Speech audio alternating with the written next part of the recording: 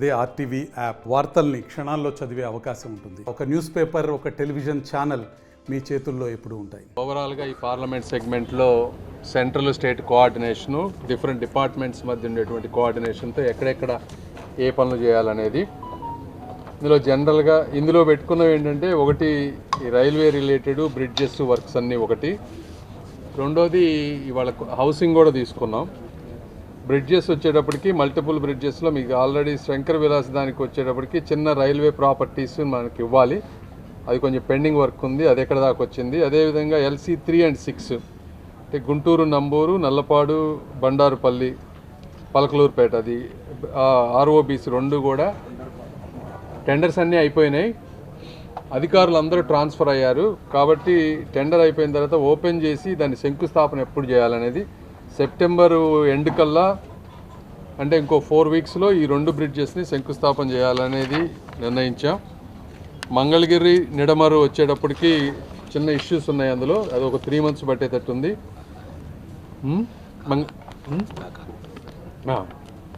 అదేవిధంగా శ్యామలా నగరు, సంజీవీ నగరు, శ్యామలా నగర్ దగ్గర క్లారిటీ వచ్చింది, GAD అప్రూవల్కి వెళ్ళింది. అదేవిధంగా సంజీవీ నగర్ దగ్గరికి వచ్చేటప్పటికి ROB ల్యాండింగ్ ఏ విధంగా ఉంటుంది అనే దగ్గర కొద్దిగా మనకి క్లారిటీ లేకపోయేటప్పటికి మొన్న నజీర్ గారు, ఎమ్మెల్యేలు అందరూ, అదే DRM గారు అందరూ వెళ్ళిన తర్వాత ల్యాండింగ్ వాళ్ళు ఒరిజినల్కి ఇచ్చిన దాని ప్రకారం పెట్టి ఇంకొక ఎక్స్టెన్షన్లో ప్రొవిజను నెహ్రూ నగర్కి కూడా రేపు ROB వస్తే దాన్ని కలిపే విధంగా ఒక అడిషనల్ ప్రొవిజన్ అడిగి దాని అంతా కోఆర్డినేట్ చేసుకున్నాం. శ్యామలా నగరు, నెహ్రూ నగరు, అదేవిధంగా సీతానగర్కి కూడా ఇంకొక DPR సబ్మిట్ చేయమని చెప్పాం.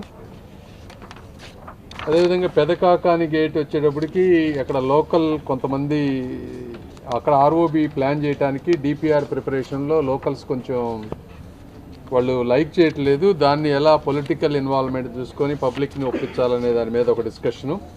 ఇవన్నీ కాకుండా 3 వంతెనల దగ్గర వచ్చేటప్పటికి మనకి ఎప్పుడు వాటర్ వచ్చినా కూడా డ్రైనేజ్ ఇష్యూ ఉంది. దానికి ప్రధానమైనటువంటి కారణం ఒక 90 houses డ్రైనేజెస్కి వెళ్ళే దగ్గర ఆక్యుపేషన్ ఉండటం.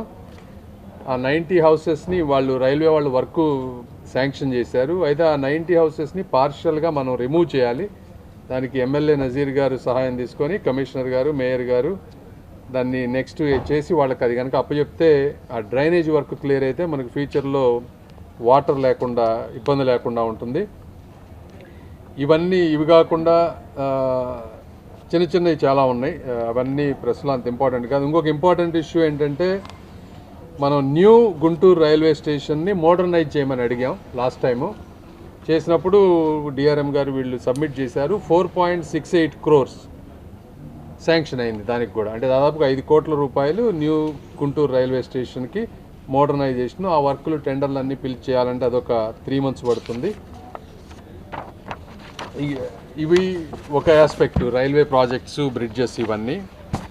దీని తర్వాత సెకండ్ రివ్యూ వచ్చేటప్పటికి హౌసింగ్ మీద. హౌసింగ్లో మల్టిపుల్ ఇష్యూస్ ఉన్నాయి. ఒకటి, దాదాపు 13,000 houses గత 5 సంవత్సరాల్లో డిఫరెంట్ స్టేజెస్లో గత గవర్నమెంట్లో కట్టారు. కాకపోతే ఇవి ఊరికి దూరంగా ఉండటం, ట్రాన్స్పోర్టేషన్ లేకపోవటం, లేకపోతే లోపల ఇన్ఫ్రాస్ట్రక్చర్ సరిగా లేకపోవటం వల్ల ఇవన్నీ ఆక్యుపై చేయట్లేదు ఎవరు కూడా. 13,000 అంతా లెస్ దాన్ 300 మంది ఇప్పటివరకు ఆక్యుపై చేసుకున్నారు హౌసింగ్ రివ్యూలో. దీనికి గౌరవ ముఖ్యమంత్రి గారు చంద్రబాబు నాయుడు గారు దాదాపు ఒక 50,000 రూపాయలు అడిషనల్గా కంప్లీట్ అయిన వాటికి ఇస్తాము, బెనిఫిషరీ ఎవరైతే ఉన్నారో దాన్ని క్లెయిమ్ చేసుకొని ఆ మిగిలిన వర్క్ కంప్లీట్ చేసుకుంటే అన్నా కూడా చాలామంది రావట్లేదని చెప్తా ఉన్నారు ఈ రోజున. దీనికి ఎందుకు రావటం లేదు అనే దాని మీద ఒక సిస్టమేటిక్గా ఒక ప్లాన్ తీసుకున్నాం. ఎందుకంటే ఈచ్ కాలనీని తీసుకొని టోటల్గా అక్కడ మనుషులు ఉండాలంటే కాస్ట్ ఎంత అవుతుంది ఎస్టిమేట్ చేయించుకొని, ఆ కాస్ట్ ఎస్టిమేషన్ ఈ 50,000 బెనిఫిషరీస్ తోటి అడ్జస్ట్ చేయగలిగితే వెల్ అండ్ గుడ్. అడ్జస్ట్ చేయలేకపోతే అడిషనల్ కాస్ట్ ఎంత అవుతుంది, దాన్ని ఎవరు భరించాలి, ఇవన్నీ చేస్తే ఈ బెనిఫిషరీ వస్తారా రారా, వాళ్ళని ఏ విధంగా మోటివేట్ చేయాలని. ఎందుకంటే 13,000 ఇళ్ళు కట్టి ఒక గోస్ట్ హౌసెస్ లాగా దాదాపుగా 2-3 సంవత్సరాల నుంచి ఇదే పనిలో ఉన్నాయి. దీనికి ఎంటైర్ స్ట్రక్చర్ని కోఆర్డినేషన్ ఒక టీం పెట్టుకున్నాం. రెండో పార్ట్ వచ్చేటప్పటికి హౌసింగ్లో కొత్త ఇళ్ల పట్టాలు కానీ ఇవన్నీ, ఎందుకంటే గుంటూరు చుట్టుపక్కల ప్రాంతంలో ఎప్పటి నుంచో అనాథరైజ్డ్ ఆక్యుపేషన్స్ ఉన్నాయి, డిఫరెంట్ ఎమ్మెల్యేలు కూడా ఎప్పటి నుంచో నజీర్ గారు వీళ్ళందరూ ఇవన్నీ రెగ్యులరైజ్ చేయాలని అడుగుతూ ఉన్నారు.